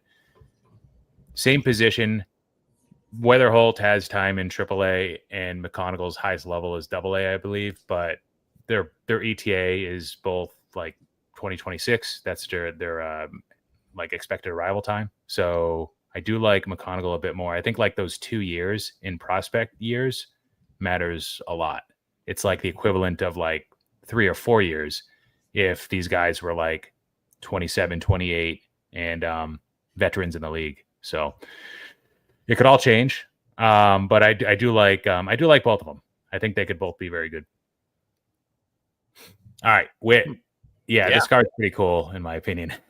I have to say, so Phil, I crap on Cosmic a lot, and I know you like the product, but this card with the color, the shine, the image of him with the jersey and the wind, like he's running so fast, I like this card a lot. I think this looks awesome. Yeah, and Connor Griffin, he's awesome too, by the way. Yeah, this card's sweet, and I think there's only one orange. Now, correct us if we're wrong, guys. If there's like a wave or a shimmer, but that would make this card even cooler. If there's only one orange, they call it something different, like Orange Galactic. Gold has a different name, and this is a lot of people's like favorite Cosmic set, just based on the design itself. And of course, that the first one, Phil, was 20. Yeah, and the print run was way less than what you saw in 2024. Yeah, I want to zoom in because even though the auto box looks like it's like sized for a sticker, this is definitely on card. Yeah. That's just that just looks really cool. Phil, there's a question in the comments. If you want to just take it real quick, I will put it up. 18 wax. Yeah. Oh. Okay. So the autos in Sapphire were redemption. That's the case, I guess. No, they're the autos in Sapphire are live because we saw that guy. We saw someone pull an Ohtani, and like, the checklist is much smaller, and even the base cards in Sapphire are a huge premium over Topps Chrome. That's why it's more. Yeah. If I was to open any 18 Topps Chrome hobby product, whether it be regular hobby or jumbo, it would be a complete bloodbath. Guaranteed. Even though most of the Ohtani autos are live in regular Topps Chrome. Topps Chrome Sapphire, you're guaranteed to hit like how many red? Like one red, 3 cards that are numbered to 10 or less. I think that's right. One might be like a team card or whatever, like it, and an auto, and you're not likely to get the Acuna card, but like you get a lot of cards. Yeah, you might get that Acuna. You might get the base Ohtani. You might get the base Acuna. Not a huge checklist. Yeah, exactly. Yeah, see, ROI actually might be even better for Sapphire, even if you're paying 10 or 12. Agreed. Now, if it's CAT scanned, it'll probably still be pretty close to in percentage terms to Topps Chrome. All right. Okay. I just want to pull up this. I want to pull up this Bobby Witt card. This is his rookie SP. It's free. It's referred to as the mullet card. Mullet. Yeah. This is a pretty badass shot of him. I love the jersey back, the eye black, like he just looks pissed off. I like this card a lot. And I think it gets a premium. Literally, Jeff, I think it's one of the few SPs where like his hair is creating like a premium for the card. Yeah, and the hair looks good for as much as crap as we were given for his is that this year's Golden Mirror where his hair looks awful? Yes, where his hat like makes it look like yeah. This is like Harper and Bo Bichette Flo-esque. It's getting a bump. Oh yeah. So that's and that looks really well centered too. And so much of 2022 was not well centered. Nicely centered. What do you guys think about? There's one more Witt card. This Platinum Anniversary set. Again, I think that was the first year of Platinum Anniversary. Yes. Wait, was it? No, I think 52 Topps was the first year. So 2021 was the first year. This is 2022. Okay. I don't know. I mean, he looks like a villain in like a 1940s gangster movie with this. Exactly. I was saying the silent film era villain with that little pencil thin mustache. I don't know. But yeah, so this is the 53 design. So yeah, it's got to be the second year. Phil, what do you think about this card, this set? Any thoughts? I don't like it, to be honest. I know a lot of people like to opening it. I don't know. Just not my thing. Yeah, I think that. Yeah. No. Yeah, the checklist was kind of short, I think. So, you were pulling people which is always good. Yes. What I like about this is it's a Bobby Witt rookie auto on a Chrome set. And currently, this can be had for under $400. Yeah, that's a good point. I don't know what the print run was for these or what sorts of numbers you're getting for a base Witt rookie out of there. But you're right, on-card rookie. Okay. All right, there were a couple Freemans I wanted to talk about. Do you guys mind talking? Before you get into that, check out Instagram group chat. Oh yeah. A few things there. You can see actually the thumbnails if you see one that stands out to you. We covered half of them already. Gunnar yeah. Henderson gold. It might already be too expensive. I don't know. Oh, let's take a look. Okay. Yeah. So this gold refractors that aren't autoed, my rule is like about double the blue equivalent that's not autographed, or like close to like 1.5 times the base, but that doesn't hold true because they keep on like jacking the print run of the base. I'm talking about autograph. The base autograph 1.5 times X, 1.5 X that will get you close to what the gold non-auto is. Not always reliable though. So anyways, this should be a little bit cheaper than like the refractor auto. Okay. And right now it's like too close to it, I think, to be a great buy. The Trout what's it called? Diamond. Yeah. So that seems cheap. Give me a second. Let me get it. Yeah. There we go. These are selling for low 3s with the old flips and high 3s generally for like the new flip. So there could be a little bit of room here. The pop on this is like, what is it, like 250? Which is like 2.5 times the cognac version. The cognac version will sell for like 4,200 though. Those in the chat, would you rather spend 3,600 for this or 4,200 for the cognac? Jeff and we talked about this with Freeman all the time because like the cognac is much rarer, but the diamond just looks better. It looks so much better. I would gladly pay that. Phil, I got one of these in a trade, kind of at peak marketdom, a PSA 9 of this. I think at that time the value was like 4,000 for the PSA 9, maybe 4,400. Yeah. So I have that, but man, I would love a 10. I just love the way this card looks. Oh yeah. Side note, little story. Back in like, was it 2020, Jeff? I think this card was selling for like, I want to say it was about $8,000. And we tried to talk our wives into buying this card for themselves. What did this card peak at? Like 25,000? 20? I don't know. Did it get that high? I don't remember getting that high. I know it was over 10, but yeah. So there was a while where it was the gold. The gold went up to like 25. Maybe not this one.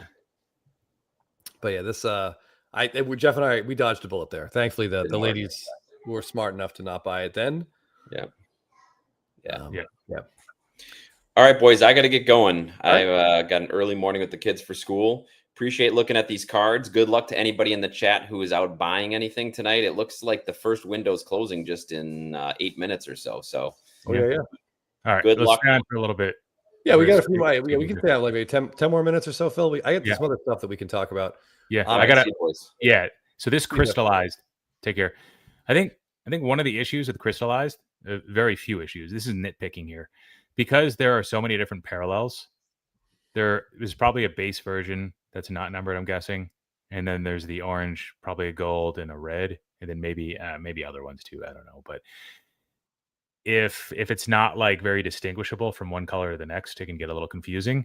You know what I mean? Yeah. Beautiful card, but if this doesn't stand out in person that much from a gold, which it may or may not, I don't know. We're just looking at a scan here. That would annoy me a little bit, but cool card. Is this guy? This guy's locked up, right? No, or is it Anthony and Campbell who are locked up? I'm the Red Sox fan. I should know. I think Campbell's the only guy they have actually fully I think Anthony too. Yeah. Did they? Okay. So this, I think the only place you can see the orange is in that, like the white that goes around. There's a little bit of an orange kind of hue to it. Mm-hmm. These cards are awesome. If you haven't seen one of these in person, I highly recommend it. Photos don't do them justice. Here's my I'm going to nitpick a little thing about this card too, Phil. It's not a rookie. So this came out in Bowman before he made his debut. So this doesn't have the RC patch. So it's like a really cool insert, but it's missing that RC stamp. And do you think that's going to hurt it long term? Yes, it will a lot.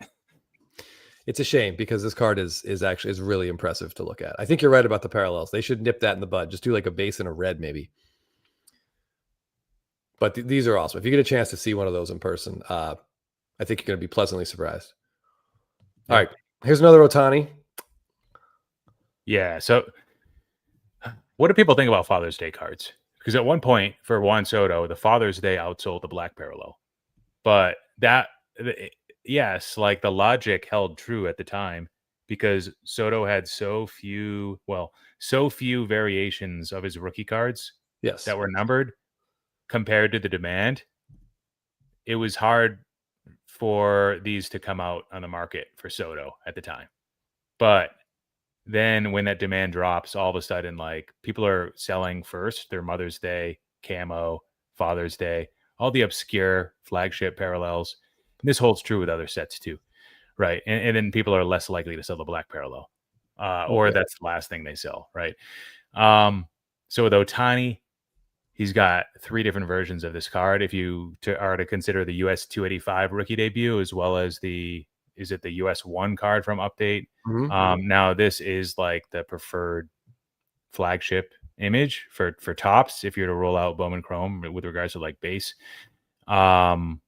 So I think it is still kind of cool, and I think I prefer the Father's Day over the Mother's Day, but stupid holidays that this card is named after. I mean, it's a dumb holiday. I'm a father, I get it, I like to be recognized, but it's a pretty stupid, it's a Hallmark holiday, like, come on. Yeah, I do like the blue more than the pink. I think the pink with the red and the white, the pink is a little bit much. The blue, it looks good. I mean, if you can get a true tops rookie of Ohtani numbered to 50 or less for right now under $5,000, I mean, that feels like a really good deal. I did want to hop over. Hold on. One of the cards I'm going to show you guys. Oh, it just ended. So we're not doing a good job of pumping it, but that's okay. So this Freddy Freeman was up, and I was watching this all 10 days, Phil. Really, really strongly considered making a run at this, but this exact card has sold on, I think it sold on PWCC once and now Fanatics twice. And I was like in the bidding the first 2 times, but I did not bid on this one. This is a new high for it. I love this card. I think this is really awesome, but I thought it was kind of a niche card that, mainstream hobby wouldn't be going after. And I thought maybe I could steal this for like $1,500. Wrongo. Yeah, that's too bad. It's a die cut number to 10. Yeah, it's all right, but I'm glad you stopped that where you did. I had to be, sometimes we have to be mature. Yeah, but I love that card. Congrats to whoever won it. That's one of his coolest rookie autos, I think. I'm not sure. The only thing he has lower than that is a purple out of 5, I think. Yeah, in Chrome, I think the lowest is a atomic out of 10. So the card's pretty special. 2011 Finest is a great set. Here's another one that you wanted to mention. Did just end. Yeah, kind of interesting. The red ink autos are just like so beautiful. I'm not one to really call out aesthetics too much on, especially if it's a non-chromium card, but something about these red inks. Like Aaron Judge has one from 2021. It's like, yes, you know exactly what I'm talking about. Yeah, auction recently. Yep. These vintage sets, they're just so timeless. And this is a solid auto. The first thing we'll look at is like, okay, like where's the fading? Where's the streakiness of that auto? And then we're to call that out and move on to the next card. But I mean, this one's done right. Yeah. Yeah. These red inks are great. And there are one of my favorite things Heritage does, and you have to really check the checklist closely to see if it's in there, but they will take, like, I believe that this is, what is it? 67, 66? I think 66. 66, I think. Okay. So they just took the same image. So they basically remade the card for Koufax and added like, a modern day autograph to it, which I think is amazing. They've done that with a bunch of them, like early Heritage sets from like 2001, 2002. There's some great 54 and 55 cards that they look incredible in person, especially the red ink. So stuff like that that's a cool thing that Topps does. And I don't know, something about the look Koufax has given us here it's something. I'm glad he didn't sign it over his face. But anyway. Yeah, that's a great call up, curator of cardboard. And there's actually there's worse parallels that we'll forget about sooner, like the advanced stats. And I'm an advanced stats guy, but like that, talk about like confusing newcomers that come into the hobby. Like, why is this number to 299? I don't get it. Get it. I've explained it to them. Like, what do the stats look like? Well, the stats are this. Like, yeah, well, those are like slightly different than the stats you'd usually get. Like, oh man. Yeah, this Andy Pages card, is this worth more because of him posterizing Kike, or Absolutely. It's gotta be worth a little bit more, right? Even though like he was putting up like borderline MVP numbers first few months of the season, right? Yeah, he got hot for sure. Yeah. And he was horrible afterwards and horrible into the playoffs, obviously. Just an automatic out. He had that chopper that went back to Kirkering that he butchered. That's right? That was him. So yeah, he can we say that Pa has walked off the Phillies? I don't think we can say that. I'm not sure we can say that or not. I don't know. I don't know about that. Yeah. But yeah, that's going to be a highlight he watches in the Pajes household pretty often. SFO was right. His card's worth more for him swinging at the Emmanuel. Those are like two highlights of Andy Pajes we're going to see a lot. And neither one of them make him look good. Actually, in the third one, obviously, we'll see the catch a lot as well. But yeah, so John Mayer, I did put those, by the way, Chris, you'll want to know this. I didn't tell you yet. 2020 Top Stadium Club Chrome. I put a bunch of boxes of that into the original baseball lineup. So most of those boxes are now gone. Oh, sorry. The packs are now in this month's Explosion box, the original lineup. So sorry about that. We'll find out if there's anything good in those packs, though. So that's an example of something that Topps killed and the demand still stays. So the black parallel, if Topps did effectively kill that, like they tried, maybe those would still be popular, because it's ultimately the end consumers that decide what their preferences are, what they really like. But yeah, Father's Day, Mother's Day. No, we don't like that. No, I do think even if the Topps blacks never come back, like the 2018, 2019, like they look so good. I think the demand will still be there for those. Like at least through, I think 2020, 2021, they didn't look as good. There was less black on the card, but man, those earlier ones are just so good. I don't know. I'm still not sure what I'm hoping for. If we're hoping for negligence or deliberate choice, like I don't know which one's better. That's a good joke, Woogie. Ha, man. So this is one of the few cards that's still going. This is his Topps Chrome Green. Really, the auto looks really bold on this film. Now, correct me if I'm wrong. He didn't have refractors, right? That's Autos. right. So he probably has he's a smaller rainbow than most guys, and I assume his base. Let's not call it short period, but base under 100 PSA 10s at the base, I believe. Yeah, man. Yeah, this is about as cool as a green auto as you're going to see, I think. Yeah, maybe the green is nicer than the purple after looking at this one. 29,000. He had a gold that went recently. That go in like the 80s. I don't even know at this point. The Topps Chrome colors too. You can't like apply the Bowman Chrome multipliers to Topps Chrome because it's like a compressed scale. Like green versus gold, it's not as much of a difference with Topps Chrome as it would be for Bowman Chrome.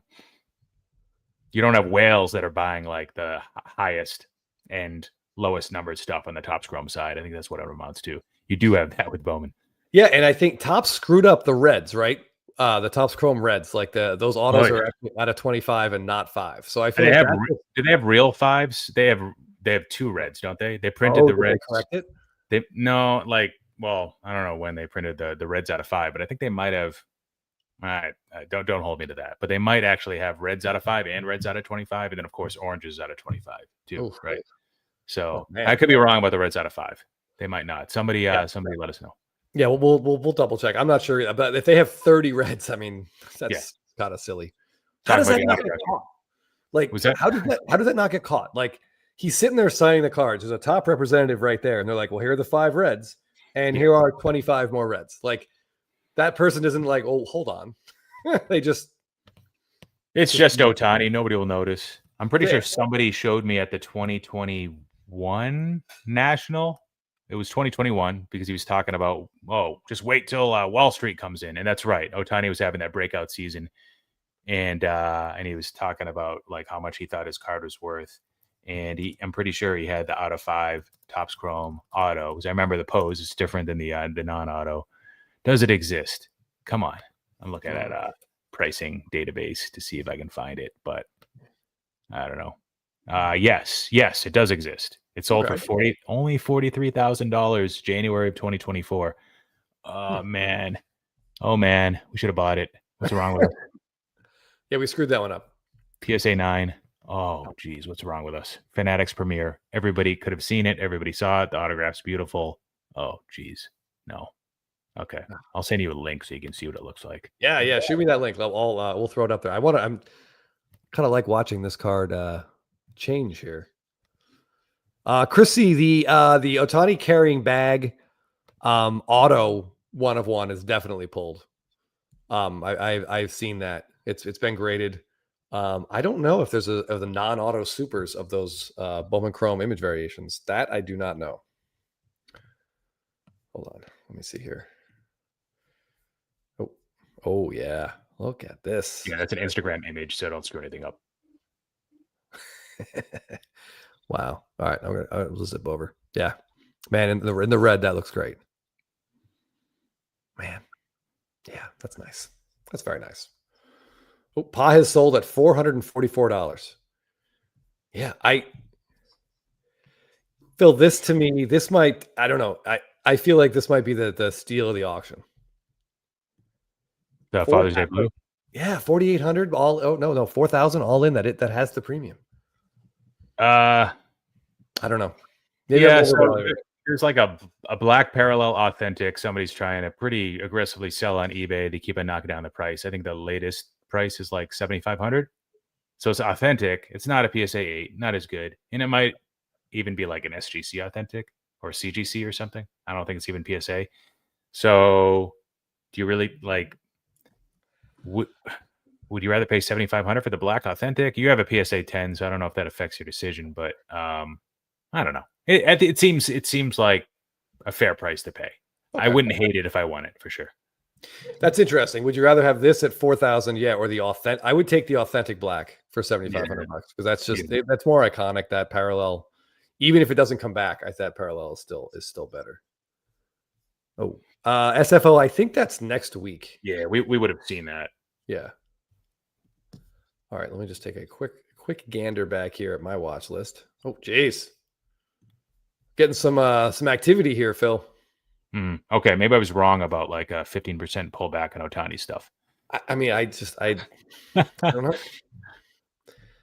I don't know. There is some huge Ohtani stuff going in the Fanatics premiere that ends on Thursday. If anyone is interested, if anyone has like house payments, they can defer. Mm-hmm.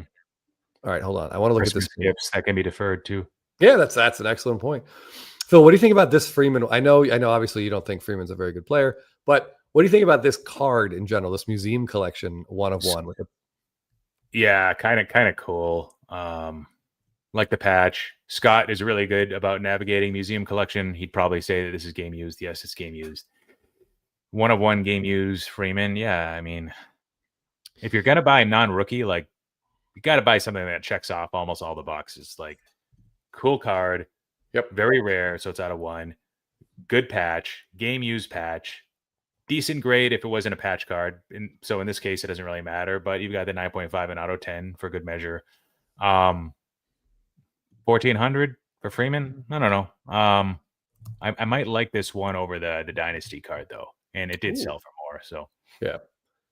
Okay, hold on. I want to just take a quick look here. Show me all items. If there's one thing Fanatics needs to adjust, it's difficult to find things once they have finished. If that makes sense. Yeah. Oh, for goodness sake. Come here. You should have bid on it to watch it. Right? Yeah. Well played. I was just trying to pull up the Schlittler again, which, am I spelling his name wrong? Somebody said it was at 22.5.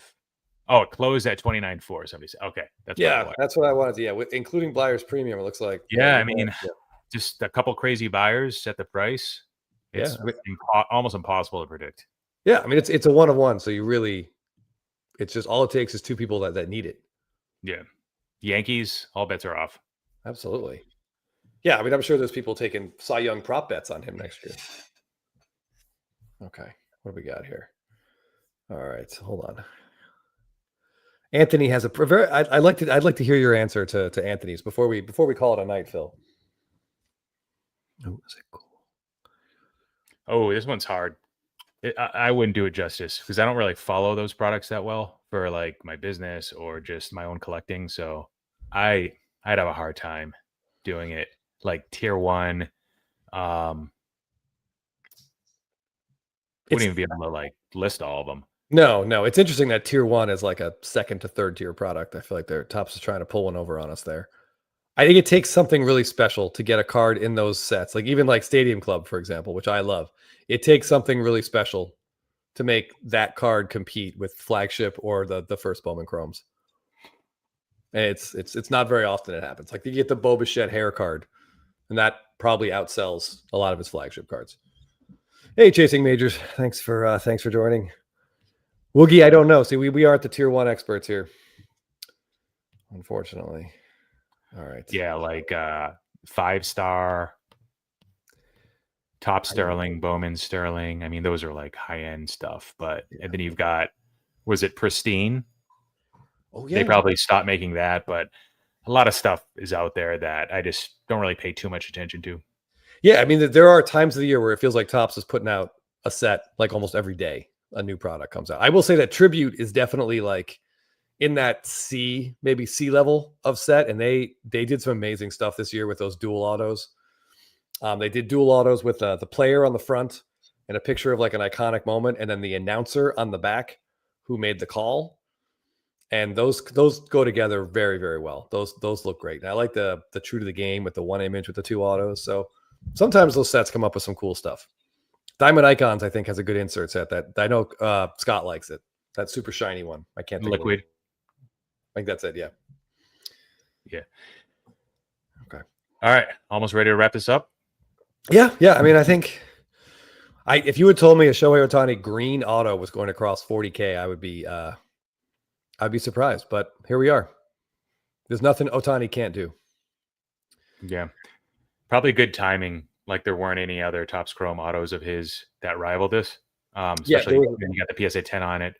So good timing. And some of that's a luck. Like you have no idea what people are going to send out. You have no control over that. You can't tell Ken Golden, like maybe you could, I don't know, if you know him really well, like, hey, like wait till there's only like 2 of cards that fit this specific criteria. Bowman Chrome auto, there's this one, there's the non-auto Topps Chrome. I don't want that to cannibalize my sale. It's just, good timing and maybe there's still room for this to go up in the short term and long term. Who knows? Yeah. Speaking of, is there room to go up? Jimmy here has a quick question for us. We'll close with this question because I think it's an important one. He means Ohtani. Can Ohtani rookies double from their current values if he wins 2 more MVPs in his career? God damn it. Like, I don't know, man. Like a lot of this is macro at this point. Yep. Like what's going to happen to the card market? What's going to happen to the macroeconomic environment, interest rates, real estate, unemployment, like Bitcoin, like, yeah, there's real world implications at this point. I will say a lot is baked in. I talked to a casual friend of mine who is a pretty serious sports fan, pretty serious baseball watcher, Red Sox fan, not into cards at all. And I was like, hey, what do you think like Ohtani? You think like he's comparable to any like GOATs at this point? And he's like, I need to see 10 more years out of him in order for me to compare him to Ken Griffey Jr. So that's, one anecdote, right? And kind of a dumb thing for him to say, but there's a lot baked in for Ohtani right now is where I'm going. Like based on where his prices are at, like, wait till he becomes the GOAT. He's going to be a lot more expensive. No, he's already priced as the GOAT. Yes. And objectively, there will be less headlines with him in them when he's on the wrong side of his career. When he's retired, there's going to be less hype, right? There's going to be less to look forward to. When his story is completely written, how many people are going to be speculating, buying into his cards? How many Facebook groups are going to be active? There will be some groups still, with loyal Ohtani collectors, but not with the activity that you see today. So definitely a lot of risk at today's prices with Ohtani. And I would have said the same thing a year ago, even though prices have come up, double, triple, 50%, 300% on some of his stuff. So it's just stuff is kind of crazy right now. Yeah, it really is. He doesn't have a limited supply either, in my opinion. You could say, well, looks to be, or else prices would be as high as they are, but it's all demand relative, and demand is high right now for him. Yeah. I don't know if 2 MVPs are necessarily the thing that does it. I think these prices are assuming at least 1 more, but I think he need it's other stuff. Like, how many games he's going to win in his career. If he can hit like a nice round number of career wins, I think that could definitely do something, because it proves the pitching was a bigger deal, than a lot of people try to like downplay how much he pitches or pretend, But 2x from here is pretty crazy. That's a lot. That's a huge amount of money for an ultra modern baseball card. So yeah, if you look at like his price trajectory, or like his price performance over the last 4 years or whatever, you'll see that whenever he won an MVP, he got a bump that year. Okay. And he came down when he got that major elbow surgery, which I don't think we fully know the extent of what happened there, other than it wasn't a full Tommy John. Right. So he came down like 30% at that point, I think. And then he came right back up afterwards. So if you're to like look at the past, you might say to yourself and trick yourself into thinking, well, as long as he continues to win MVPs, it's going to continue to go up in value. I tend to think that like past performance isn't indicative of future returns. And just because it worked before, it doesn't mean it'll work again, especially when he's pulled a lot of those returns forward. He's already pulled his 5th MVP forward. I feel like the gains from that, which he may or may not get soon. But I mean, 6 MVPs would be pretty impressive. that'd be nuts. Or even 5. 4 is really impressive too. Yeah, I mean, yeah. I mean, I think we're getting into like Soto's prime here, so it's possible Soto steps up next year and blows Ohtani out of the water. I don't know. Maybe we get the second Acuna full season magic. That'd be great. I don't know, but yeah, it's tough. That's a difficult. It seems highly unlikely, but everything Ohtani has done, I feel like, has been highly unlikely. Right.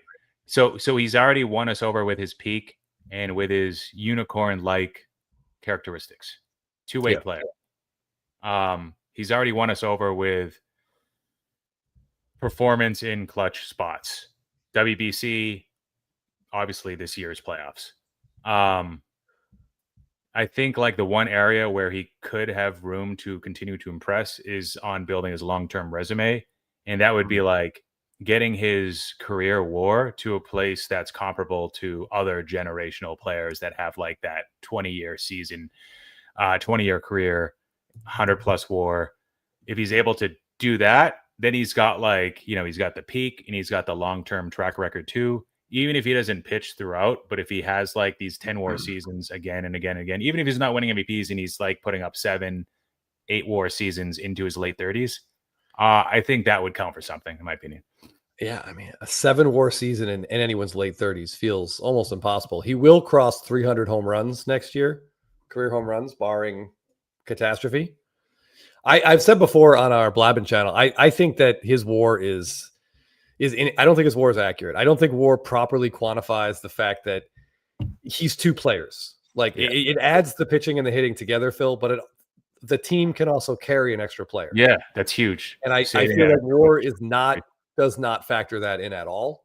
And I don't know how they would do it, but I think it shortchanges his value to a team. Yeah, I think one Cy Young might be as meaningful as like the incremental effect of another MVP, possibly. That would be huge. Babe Ruth, that's another area where you're going to be like, well, Babe Ruth didn't do that, and there's already some areas where you can make that argument already with the two-way thing. But yeah, that's a good point. They continually update the WAR calculation, and then it's updated to players' stats like retroactively. So you'll look at like old newspaper reports of Aaron Judge's WAR back in like 2017 or whenever the year was that Altuve beat him out. And then you look now at their Fangraphs page, and you'll be like, how the hell did Judge lose against Altuve? So those things can shift. And if they made a pretty serious adjustment recently to defense on Fangraphs side, and like, I forget the guy's name, but there's one guy that got like a 15, maybe 7. Ahmed, I forget the guy's name. He was like Rosario?